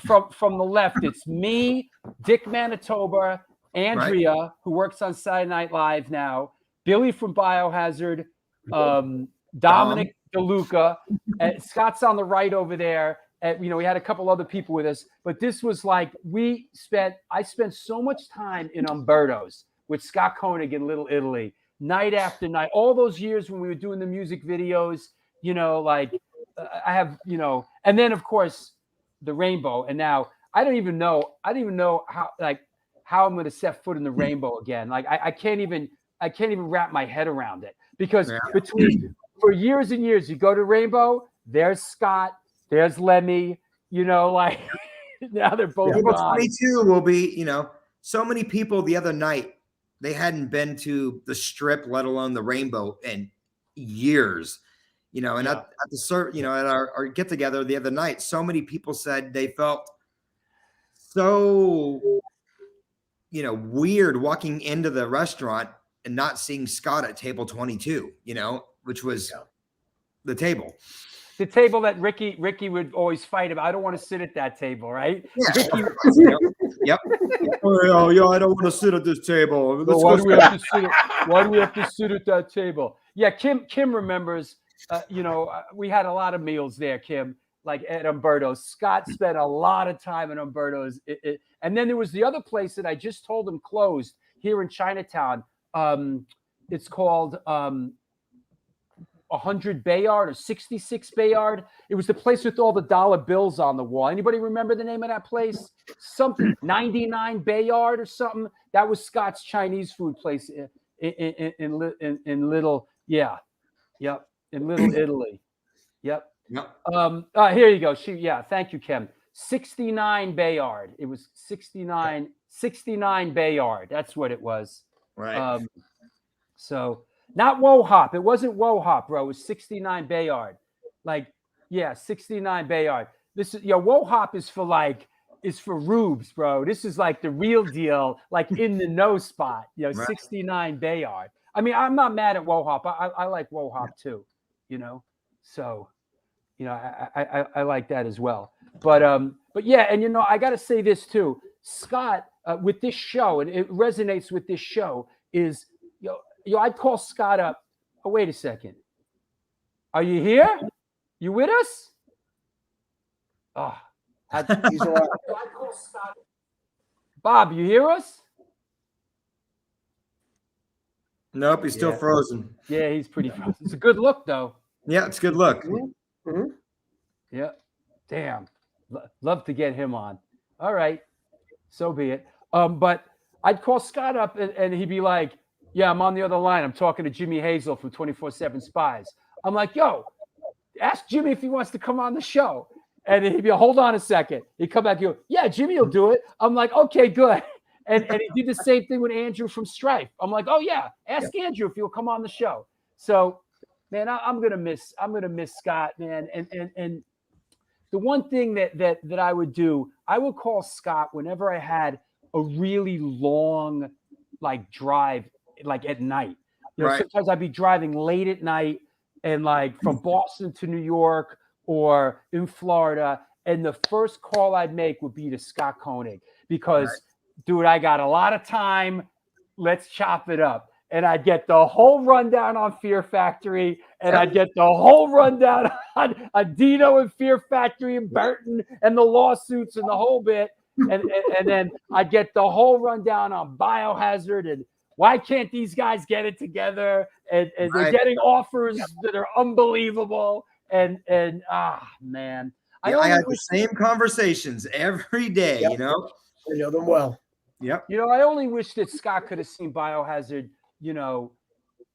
get back together and play again, man. I only wish that Scott could have seen that, man. Yeah, I agree 100% with that. And me and Dino from Fear Factory had a conversation, right after Scott had passed.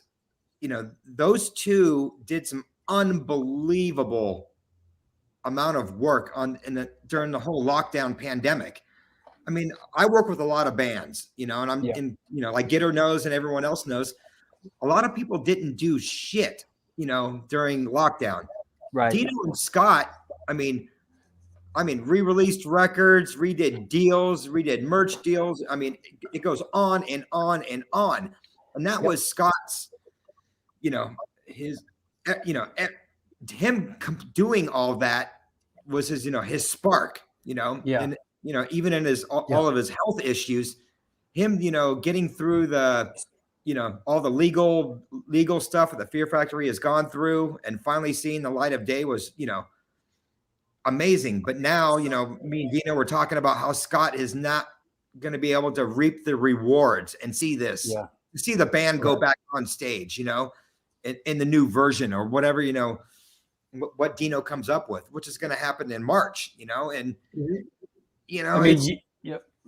it's just, it's like, it kind of hits you like, me and Gitter, we both know that we would speak to him and, hearing all the different, things that were happening in the last 18, 20 months. And it's like, sad. Wow, it is sad. It's very, very sad. I mean, but like I told Dino, he's going to be with you on your shoulder every single day from now on, which is great, Yep. I mean, hey, Bobby, you with us? Bobby, can you hear me? Yeah, I'm trying to figure this out. I'm watching and listening on YouTube here, and over there I got the volume on. All right. So let's do this. Let me ask you a question. We'll give you the floor. Can you give us a take on Scott? What are your feelings?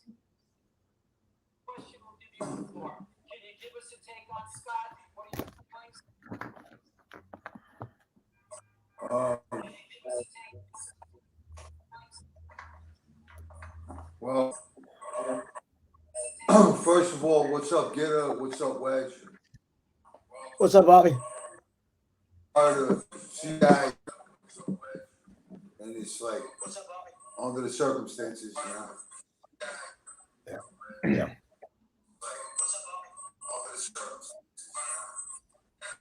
You might need to turn one of those off. I have a little delay, so I'm going to kind of pause between what I say, but I want to say something. It's off. Turn the phone off.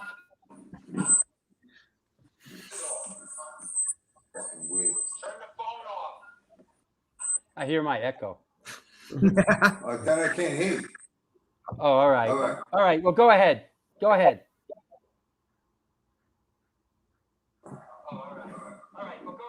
All right, listen. You know, guys, for saying all this warm, beautiful stuff about Scott and letting us remember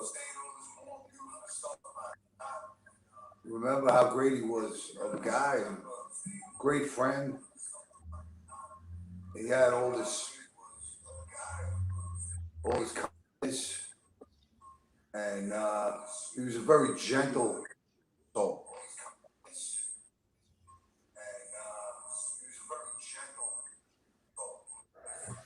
He, you know, all the good things he did, I mean, we could count them all day, but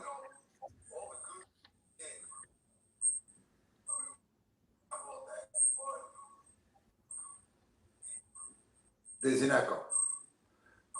He, during the bad times of our career, bad times of Biohazard, his patience, like Gid has said, very patient man. His patience and his whole approach to dealing with problems was so calm.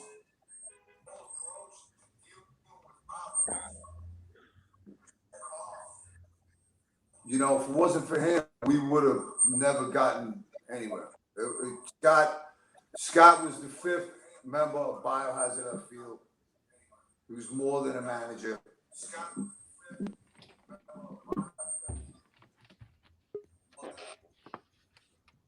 He's a brother.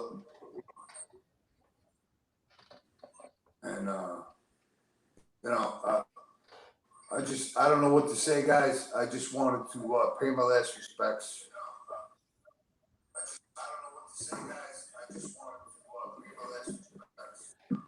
This Thanks, connection bro. is really bad, obviously. I'm glad you got some words in, Bobby. Thank you. Everybody out there that remembers him, this guy was unbelievable. All right. I'll talk to you in a bit, Bobby. We love you, bro.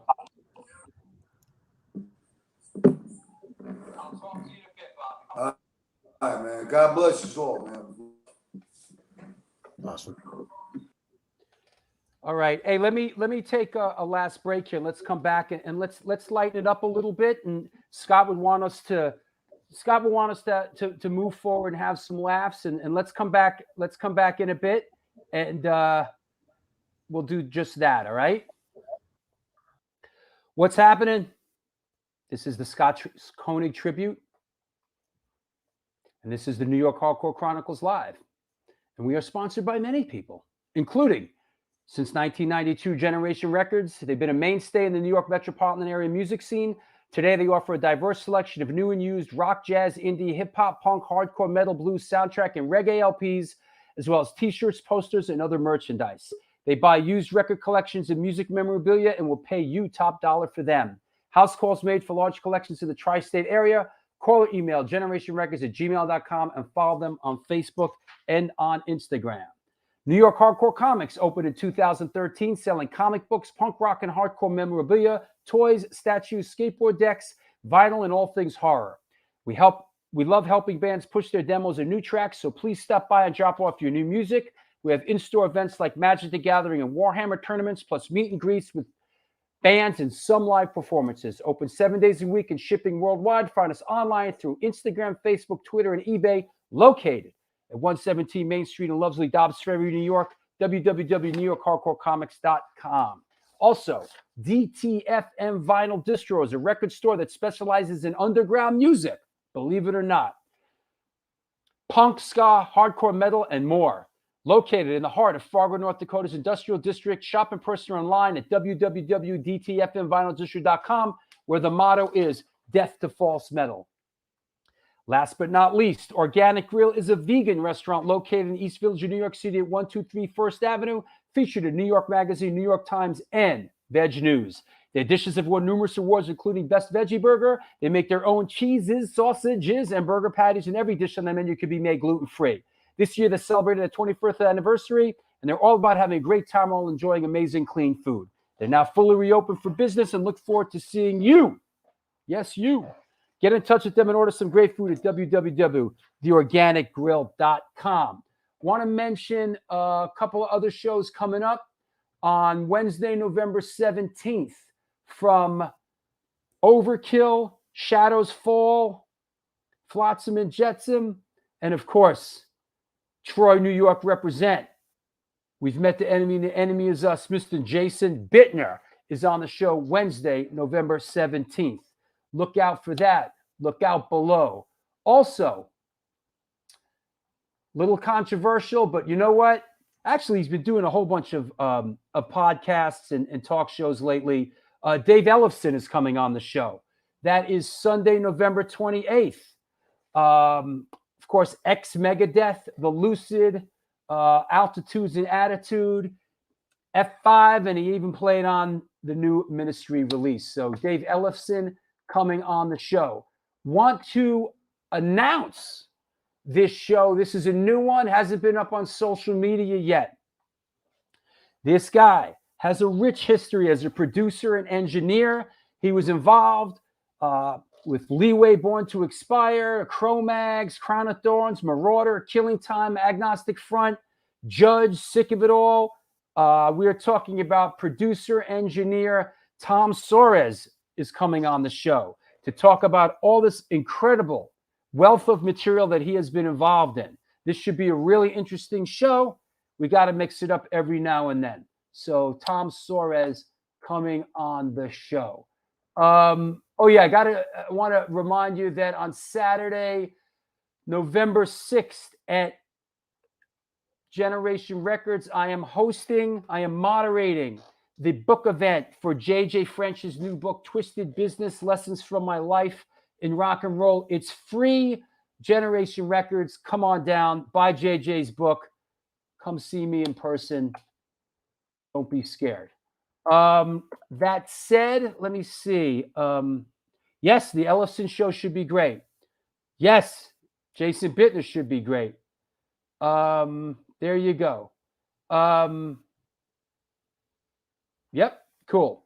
Let me see. Hey, let's do this. Scott would want us to carry on and have a good time and have some laughs and really just carry on. So if you have any questions for me or anybody you'd like to see on the show, or any questions for Mike Gitter, A&R, whose A&R career spans decades, or for Wedge, any adventures, please. Any questions for any of us? Let's do that for a couple of minutes and let's have some fun with it. You know, I think Scott would want that, right? Oh, one more memorial shout out. Please. Bob Clark from Aggression. Rest in peace. Oh, that's right. I saw that just as I was getting on. Wow. It's just unbelievable, man. You know, it's like, it's just on and on, man. It's on and on, you know, and me being from the West Coast out here, you know, Herbie Herbert passed away yesterday. Oh, wait, don't tell me. Herbie Herbert was a manager. Yeah. And Herbie Herbert managed, don't tell me. He managed Journey, right? He managed Santana, then Journey, and then Roxette. Remember Roxette from the 80s? Right. Mr. Big. Yep. So, of course, the Journey Santana connection, right? He probably is Neil Sean, right? Yeah. I mean, he's been there since day one, you know. Oh, wow. Yeah. And that was a shock yesterday when he passed away. It's like, you know, there would be no major, you know, him and Bill Graham, you know, worked hand in hand for, you know, decades before Journey's out of the Bay Area. Yeah. Yep. Yeah. You know, he was, invented the large rock concert experience that we're all, everybody's used to these days. Massive production. He owned a big production company in the Bay Area, which is still around, lighting company, et cetera. And what was it? But wasn't he an artist manager? Yeah. Yep. He Okay. started out as a roadie for Santana and I see. way back in the day, and then managed Journey through their entire career. Yeah. Of course,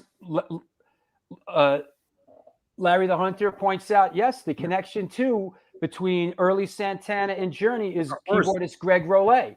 Yeah. Yeah. Greg played in the band, and so did Neil. Sure. Neil was 15 years old playing That's in right. Santana. Billy Page says, "Hey Wedge, miss ya." Miss you too, Billy. Hope you're doing well. Yep. Gitter, here's one for you. Interesting. Mike, was A&R easier in 2001 or 2021? I mean, there were certain things that were easier about then. There's certain things that are easier about it now. I mean, you have more access now. Bands are easy. It's a little easier to sort of connect with people, connect with bands. You have to sort through the clutter a little bit more. 2001, probably a little bit more legwork. I mean, I still go even in this climate, I still go out constantly. Do you get pummeled with more stuff now in this day and age, or was there like a bit of a buffer back in the old sort of analog world? Are you constantly like pummeled with left and right, like with check out my band? I mean, not any different than it was back then. Okay, fair enough. I mean, the great thing about now and then is there was always a stream of like good or great bands. Right. So it hasn't changed that much, in some regards. That makes sense. Yeah. Was Scott responsible for getting Earth Crisis on the 1996 Ozfest? They smoked everyone else on the second stage. Yeah, I mean, I believe Scott was. Yeah. And and that was also like a real jumping off point for Earth Crisis as well, which led to them signing with Roadrunner and making, I think a phenomenal record with Breed the Killers. Yeah. Which and it's funny actually. Jamie from Hatebreed has said to me many times, the guitar sound on that record, which was by Andy Sneap, was actually something that they modeled a lot of their sound off of. Right. Yeah. Yep. Hey, Rat Bones, you out there? What's up? Hey, what's up, man? What's going on, guys? I had to take my son out to the park. Yeah, I've been listening to the whole show, and it's pretty heavy stuff. We're losing our soldiers out here, and to hear the friendships you guys had, we've just lost our friends along the way, and all we can do is celebrate their life and like do good for them, And I also want to say, what you guys put down, those guys really believed in you. A lot of the artists, there's always a connector person that you don't see that puts these people on. And, you didn't let Scott down, the things that you accomplished, the bands where they've gone. I mean, I hear a lot of talk about Fear Factory, not really in my wheelhouse, but I know they brought that whole new metal thing in the game, in the early 90s. So, it's been a bittersweet day, and, it's been good hearing about Scott's life and his accomplishments. Thank you, Rat Bones. And God bless all you guys. And I'm sorry for the loss of your friend. I'm not going to make it about me, but I will say I've lost two really, really good personal friends in hardcore. The singer of Coldest Life, Ron Beauty, Detroit, my best friend, same deal. We all lived together. Same thing. My childhood friend, John Saltarelli, passed away. and same kind of things. Didn't take care of himself well towards the end, and then the result was he's not with us. And you know, it hits home today's show. You know, we're all feeling a ton of weight with that. You know, Yeah. Absolutely. Thank you, Rat Bones. Kind of heavy day. God bless all you guys and prayers to their Thank you, families. Talk to you soon. Later, man. guys. Okay. Thank you. Later. Oh, here, let me field this one. Drew, any more 10 question segments in the works? If so, who?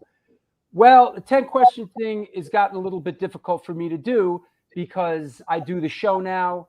I have a new film coming out. I have a book coming out. We're playing Antidote NYHC shows. I try to hump my girlfriend every now and then. I try to take a shower. You know, I don't have a lot of time like I used to. You know, well, not that I used to, but there is actually one that's about to drop with Ori Frank from Eternal Struggle from Israel. And if you are one of my patrons and you are on the upper tier, you are eligible to do a 10 questions with me. So if you are on the upper tier and you'd like to do a 10 questions, you have it coming, reach out to me. But, you know, the 10 questions thing is hard because it takes me time to edit these things too. So, you know, I got to shoot it. I got to edit it. And I'm kind of busy saving the galaxy from imminent destruction right now. It's kind of hard to spend time doing 10 questions. There's over 100 of them that I've done in the past. And we'll get to a couple more. But there's a lot of this other stuff going on that makes it a little harder. So, yeah, there is one coming up, though, with Ori Frank. Let's sort of wrap it up with this. Hold on. Oh, here's an interesting one, Gitter. Question for Mike. I read somewhere that he had a hand getting Brian Baker into Bad Religion. Can he elaborate on that? So I was one of the few voices who helped make that happen. I think that, you know, Brian was living in Los Angeles at the time, and you know, he would bump into, be it Brett Gurewitz or Greg Hetson, and always be like, "Hey, if Brett quits, put a good word in for me," or "Hey, if Greg quits, put a good word in for me." And eventually, Brett quit, and you know, there were a couple of people who the band tried out. I know Frank Agnew was one of them. Oh wow! And yeah, or at least they were considering. And then, you know, Brian came in there, and you know, and when Brett quit for that stretch of time, I did call Jay and say, "Hey, what about Baker? You know, he was in a couple bands before this." Yeah, just a couple. Like that Minor Threat thing, and you know, Dag Nasty. You know. Oh, that little you know, that little Minor Threat thing. Yeah. Yeah, you know, you might recall. You know, some kind of sheep thing. Oh. Yeah. I don't know. This guy Brian Baker is hawking me. He was in this band Junkyard. Right. Right. And I guess, you know, so enough people put bug in their ear where they tried him out. I was at his second rehearsal with them, and he literally walked in. You know, they went into Only Gonna Die, played through about 20 songs flawlessly. And after that, I was giving him a lift back to his apartment, and he goes, "Yeah, I think I remember some of those songs." I mean, just on sheer instinct and just natural talent, he got the gig, and that was, God, how many years ago now? 20? Well over 2 decades ago. Yeah. He was he found a great home there, and it's really nice that they sort of connected like that. You know, it's like that band has quite a pedigree. Let's wrap it up with this. Wedge, another funny Scott story from each of you guys, and any kind of final Scott thing on the way out the door? Yeah, funny Scott story. You know, there's just he's friends with us. What's that? He's friends with us. Yeah, right. There's a funny story right there. Right. He dealt with all my shit, and I dealt with all of his shit for the last, I don't know, 3 decades. You know, there wasn't too much we didn't know about one another, you know, over the years. And that's what a real friendship is all about. You know, at the end of the day, honestly, you know, there's not, you know, everybody has that one or two people in their lives that you could tell anything to, and they totally understand it, you know, and you know that they'll give you their 2 cents, which is wonderful, you know, good, bad, irrelevant, whatever it might be, you know, and we both did that for one another, and I'm going to miss that, you know. I'm going to miss the late night phone call every single day, you know. Hey, what are you doing? Nothing. Sitting on my ass. What are you doing? Nothing. Sitting on my ass. You know? You want to meet at the Rainbow? Yeah. You know, him ordering food at, you know, 1 o'clock in the morning, you know, it's like, Oh, yeah, God. typical, you know, from Pink Dot or 7-Eleven, you know. Oh. You know, which is, you know, it's like a lot of people have asked me and reached out in the last, you know, couple of weeks since he passed, you know, are you sad or upset? I'm like, the only thing I'm really sad about is that late night phone call every day, you know, just to touch base. And then, you know, we would speak about God, his dog, or, you know, anything, you know, the rain or whatever, you know, we'd have a 5-minute conversation about business, bands, laughing about this, that, and everything else. And yeah, I'm going to certainly miss that. That's a hard pill to swallow for myself. You know, it's, you know, but you know, knowing again, though, that he's going to be with us in some way or another. I mean, we've all learned from one another, and that's something we'll never forget, you know? Absolutely. You know, and this one hits hard. Get her? I mean, you know, like I said before, Scott was, you know, a friend, a motivator, a confidant, you know, and I think he left plenty of examples for us all to follow. And, you know, there were the great things about him, and just the history, you know, his history, his influence, his personal influence. You know, he was one of those guys, and our lives are better for him being there. Yep. Absolutely. Hey, I want to thank you guys for coming on, man. Scott loved you guys. Scott really loved you two guys, man. He really did. And listen, we'll be in touch, and I'll see you guys soon, man.